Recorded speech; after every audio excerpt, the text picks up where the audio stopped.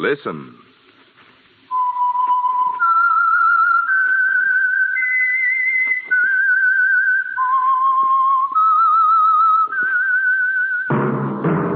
That whistle is your signal for the Signal Oil program, The Whistler, rated tops in popularity for a longer period of time than any other West Coast program.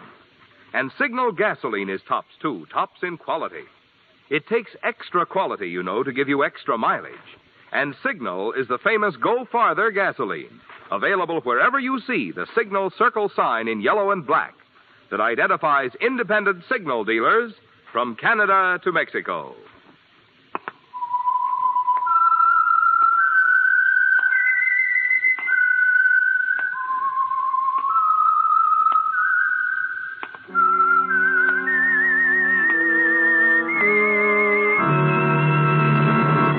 I am the Whistler, and I know many things, for I walk by night. I know many strange tales, hidden in the hearts of men and women who have stepped into the shadows. Yes, I know the nameless terrors of which they dare not speak. And now the Whistler's strange story. Cover Up.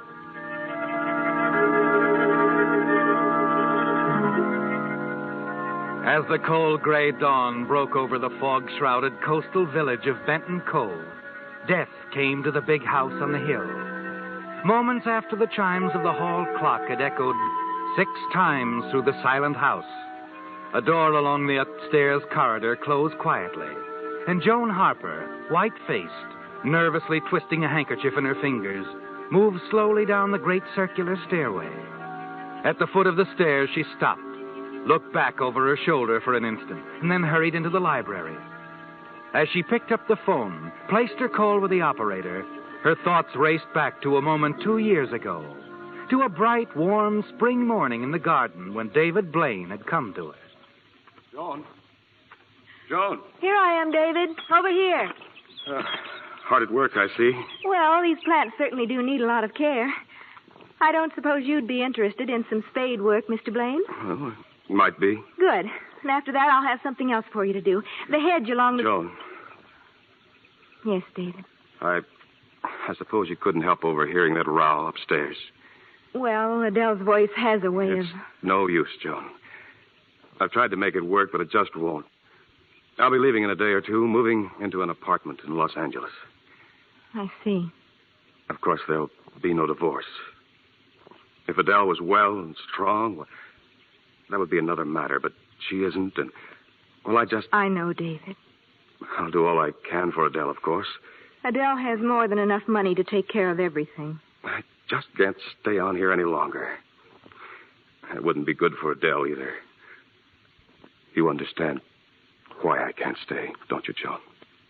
Yes, I understand. David. Yes. Nothing. It's nothing.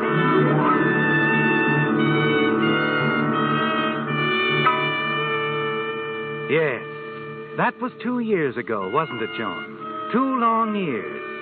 Yet you remember it well, don't you?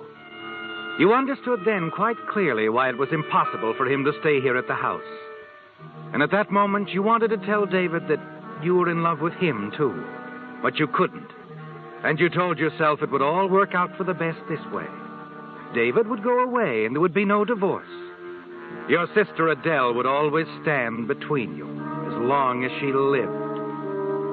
Now, 2 years later, you're placing a call to David to tell him that Adele is dead. Hello?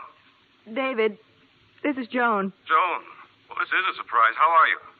David, I've been trying to reach you for the past 2 hours. Oh? Well, I was at the airport seeing someone off, you know. Just this minute got back to the apartment. Joan, is something wrong? It's Adele. She's dead. Dead? Yes, sometime during the night. She shot herself. David? Yes? She was expecting you last night. I know. Something came up at the last minute. I couldn't make it. I was planning to drive down this morning. I see. All right, David. You'll hurry? Yes. Yes, I'll leave right away.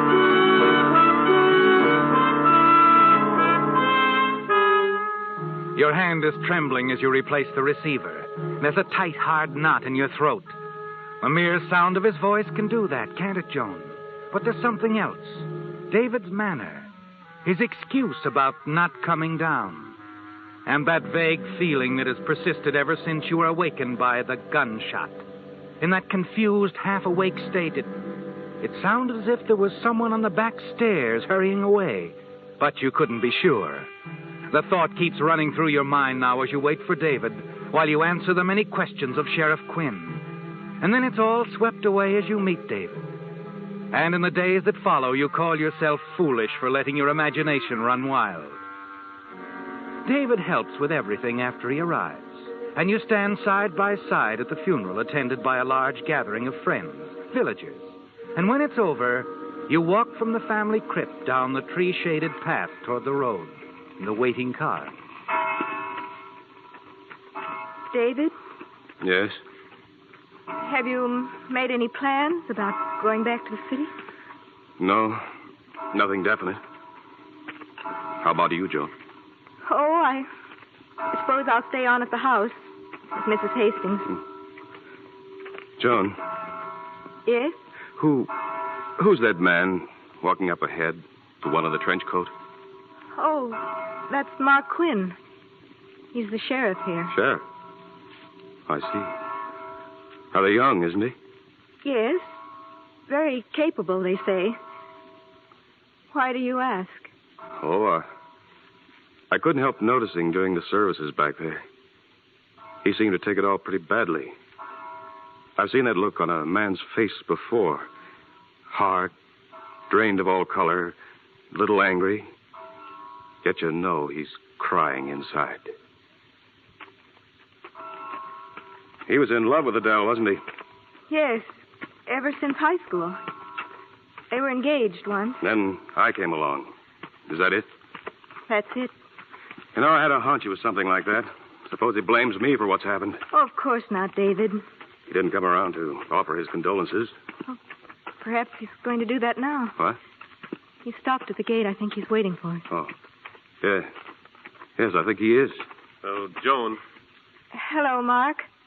I don't suppose I'm the first to say this, but, well, if there's anything I can do... Thank you, Mark. Oh, you've never met David, have you? Hello, Mark. We met a long time ago, Mr. Blaine. I don't suppose you remember. I was at the wedding. Oh, I see. Sorry, That's quite all right. Some people have a memory for faces. Others don't. I happen to have. Although sometimes it plays tricks on me. That's so? Take the other night, for instance, Tuesday night, the night Mrs. Blaine died. I could have sworn I saw you getting off the train here at the depot. Oh? Caught only a glimpse of the face. I was mistaken, of course. You couldn't have been on that train. No, I didn't arrive till the following morning. I drove down. Uh-huh. Well, I know you're anxious to get back up the hill, Joan. I won't keep you. Remember, if I can be of any help. What? Oh, yes, thank you, Mark.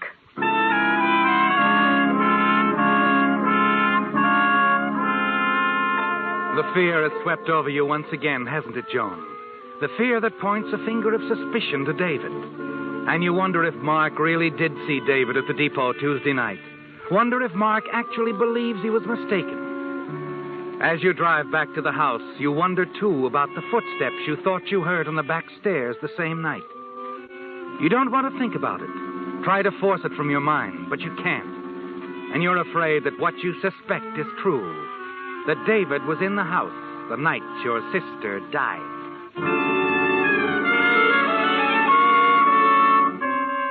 When you return to the house, you leave David downstairs in the library. Hurry up to your room. Pick up the phone. And moments later, you're talking to the telephone operator at David's business office. I'm sorry. Mr. Blaine is out of town. Oh, yes, I remember now. He said something about going down to Benton Cove. When did he leave? He left Tuesday on the afternoon train. Tuesday afternoon? You're certain? Yes, I'm quite certain. I made the reservation myself. Oh, I see. Thank you.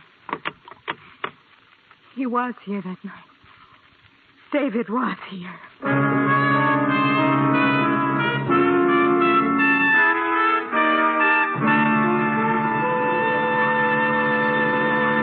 With the prologue of Cover Up, the Signal Oil Company brings you another strange tale by The Whistler. But first, a word about the amazing growth of Signal Oil Company from a mere handful of stations in Southern California into a coast-wide organization serving 6 western states from Canada to Mexico. That growth has, in large measure, been due to one policy, which Signal has followed consistently for 17 years, to make each product that bears the name Signal even better and better. That goes not only for Signal gasoline and Signal premium compounded motor oil, but also for Signal's line of fine-quality automotive accessories. For instance, take Signal's new deluxe battery. Unlike ordinary batteries, which are guaranteed for only 12 or 18 months, Signal deluxe batteries are guaranteed for a full 30 months on a service basis. And their improved all-rubber separators, the finest type known to battery engineering, make Signal deluxe batteries deliver up to 35% more power. So, whether it's long life or dependable trouble-free performance you're interested in, you'll be wise to see your Signal dealer before you buy any battery. Compare the low cost per month of a Signal deluxe battery. Compare the generous trade-in Signal dealers are now offering for old batteries. Compare their convenient credit terms. You'll see why, from any angle, today's best battery buy is the Signal deluxe battery, sold only at Signal service stations. And now back to the Whistler.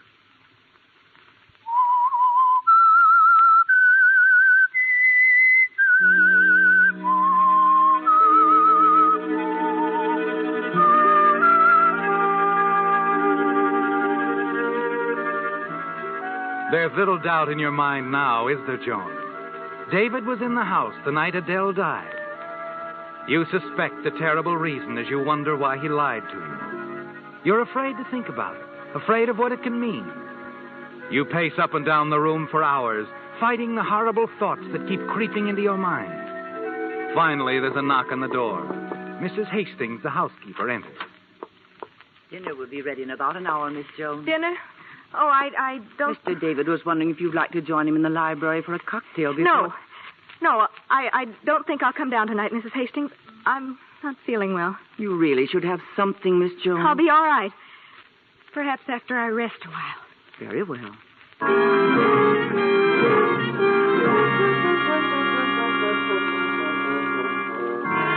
A moment after Mrs. Hastings leaves, you slip quietly down the back stairs, out into the cool night air, and start down the road to the village. You can't bear to face David now, can you? Not until you've had more time to think. You keep telling yourself it's all a horrible mistake. You're confused, that it'll all work out somehow. Then as you cross the small wooden bridge a short distance from the house, you hear someone call. Joan? Oh, Joan. Who is it? Oh, hello.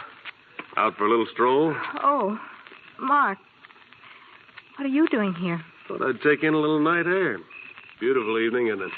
Yes. Yes, it is. Going down the village? Yes. Mind if I go along? No, of course not. I'm sort of glad I ran into you. Oh? Yes, I've been wanting to talk to you about Adele. Of course, if you'd rather I didn't... No, it's quite all right, Mark. What? When you found her, you didn't touch anything. The gun, for instance? The gun? Why, no, I didn't even notice it until later, after Dr. Kempston had arrived. It had fallen from her hand. Why do you ask? Well, there's something rather odd about the fingerprints on it. Adele's prints. What do you mean? The position of the prints is rather unusual. Would seem more like that gun had been placed in her hand than the hand had been closed tightly around the handle to make the print. Oh, I see. It doesn't seem natural to me the way the gun was held. Oh?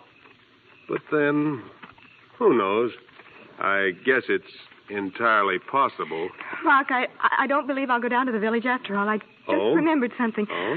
I'll have to go back to the house. You go on. Something important? Yes. Yes, it's quite important.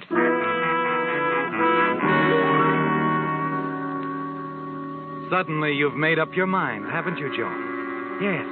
You've got to see David right away. You've got to know for certain. You hurry back to the house, to the library. David isn't there. You go on up to his room. Knock on the door. No answer. David. David? You call his name softly, but sensing as you do that he's not in the room. And knowing, too, that you're glad you don't actually have to face him. Then your eyes move to the top of the bureau, to a letter addressed to David. Your hand moves to it slowly, mechanically. And even as you tell yourself that it's wrong, you take the letter from its envelope, stare at the first page, at the letterhead of Doctors Ferguson and Dunby, physicians and surgeons. You know at once that old Dr. Ferguson, executor of Adele's father's estate, wrote that letter. That isn't important, is it, Joan? It's what he tells David in the first paragraph. A brief paragraph, but so very important. And so, David, I feel it my duty to advise you that in the event of Adele's death, prior to yours, and while a state of marriage still exists, all of the monies and property involved in your late father-in-law's estate are bequeathed to you. Oh, no. Oh, David. Oh, Joan, I didn't know you were in here. I thought, David, have you seen him? I believe he's out in the garden, miss. Said something about taking a turn before dinner. I see. Thank you, Mrs. Hastings.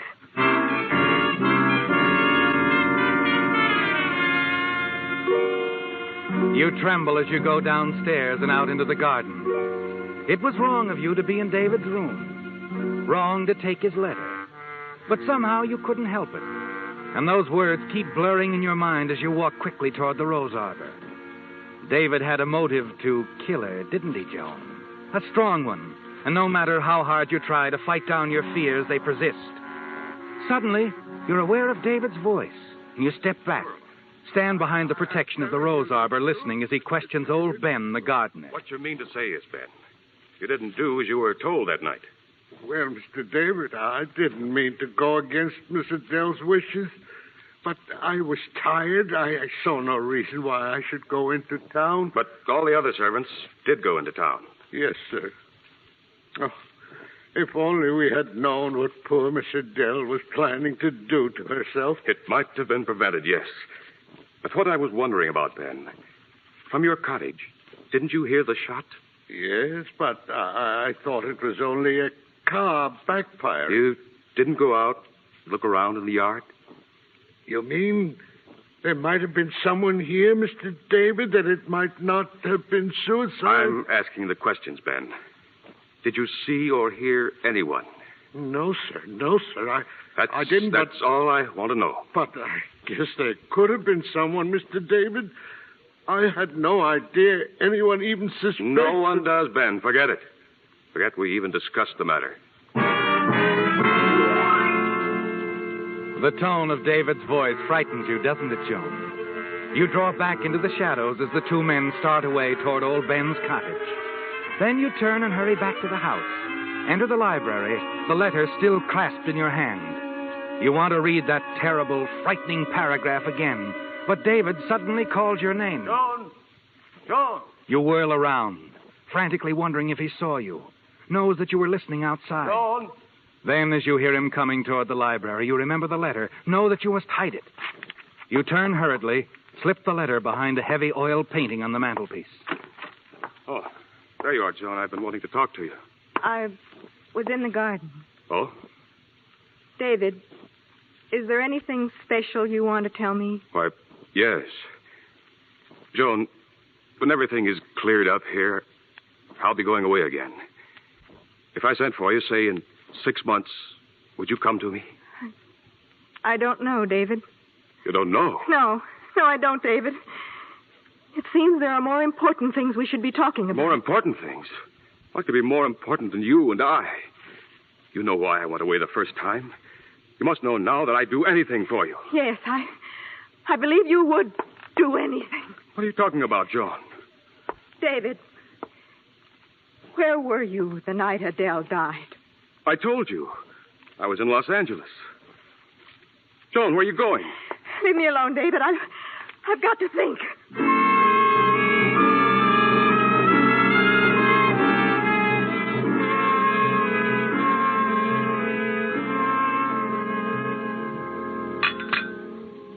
Goodness, Miss Joan. You've scarcely touched your breakfast. I'm sorry, I don't want any more.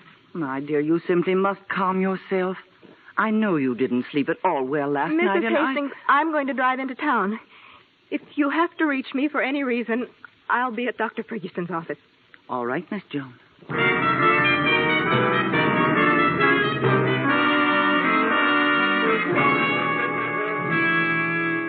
May I help you? I'm Joan Harper. I wanted to see Dr. Ferguson. Were you a patient of his? No, but you see, he looked after my sister and handled her affairs. Dr. Ferguson passed away last week. He's dead? Yes. Pneumonia. Oh, I see. Could Dr. Dunby help you? No, I'm afraid not. It wasn't anything important anyway. Thank you.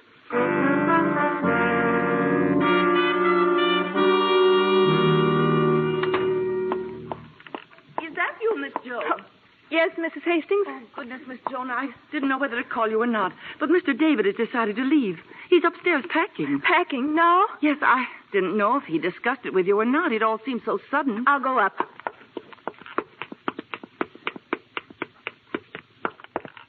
David. Oh, it's you, Joan. I thought you... David, why are you going away? I told you. But only last night. You said you were going to wait until everything was cleared up. Everything's as clear as it'll ever be, Joan. Look, I just can't say why, but... Yes, David? Well, I can't stand it around here. This house, the memories. Is that all that bothers you, David? Joan, I wish that... Miss Joan. In a minute, Mrs. Hastings. I'm sorry, but Sheriff Quinn is downstairs. There's a man with him. He insists on seeing Mr. David. Sheriff. Oh, David. I'll go talk to him. No. I want to go with you, David. We'll talk to him together.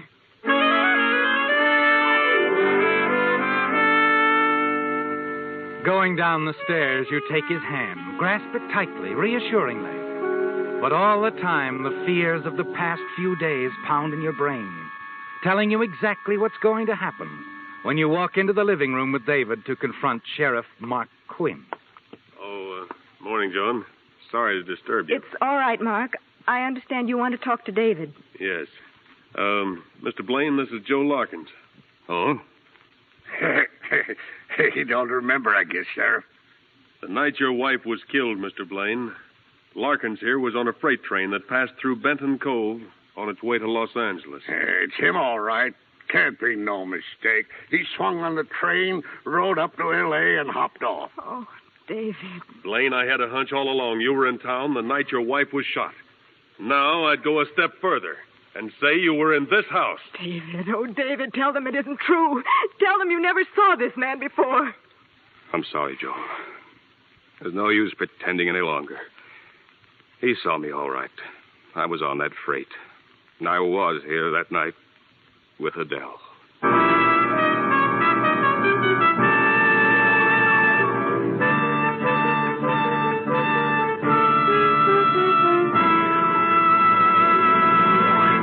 The Whistler will return in just a moment with the strange ending to tonight's story.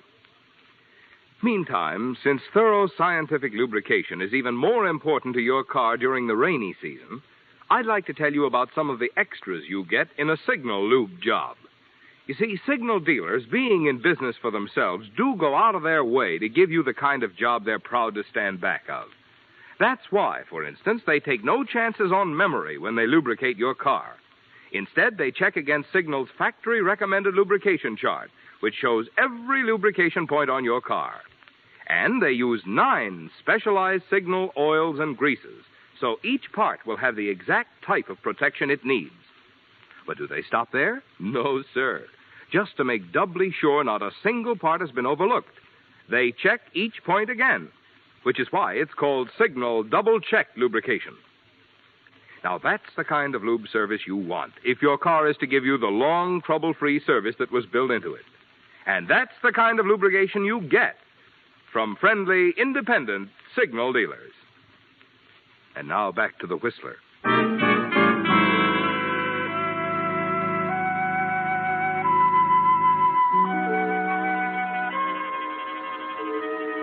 It's all over, isn't it, Joan? In David's own words, there's no use pretending any longer.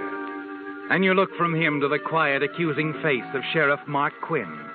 There's no doubt or question. David was in the house on the night Adele died. He had every reason to kill her.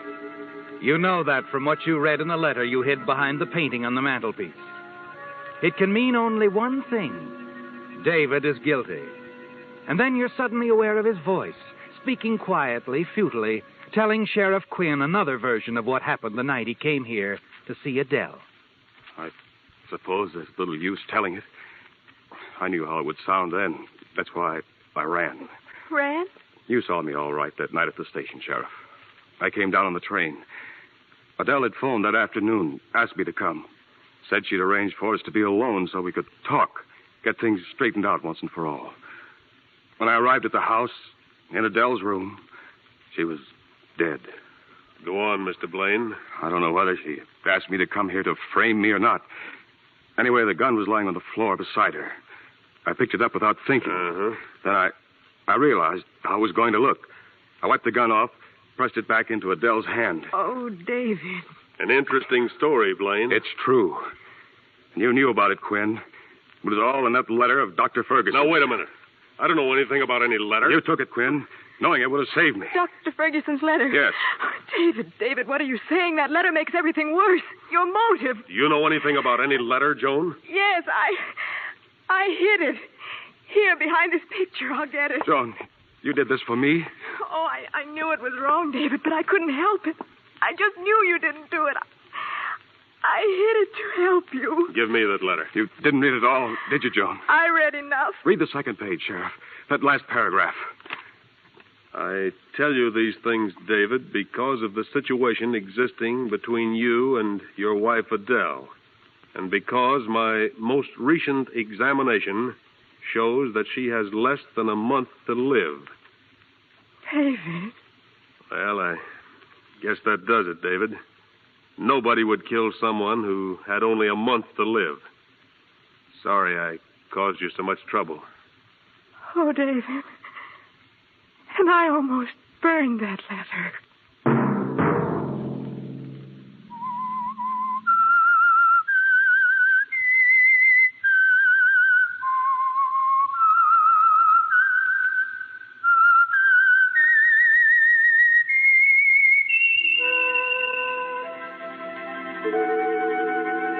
Let that whistle be your signal for the Signal Oil program, The Whistler, each Sunday night at this same time.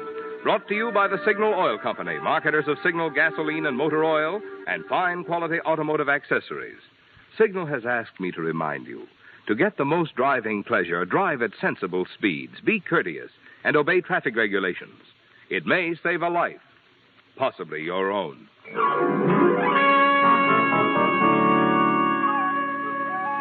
Featured in tonight's story were Lorette Philbrandt and Nett Lefevre. The Whistler was produced and directed by George W. Allen, with story by Lewis Hampton and music by Wilbur Hatch, and was transmitted to our troops overseas by the Armed Forces Radio Service.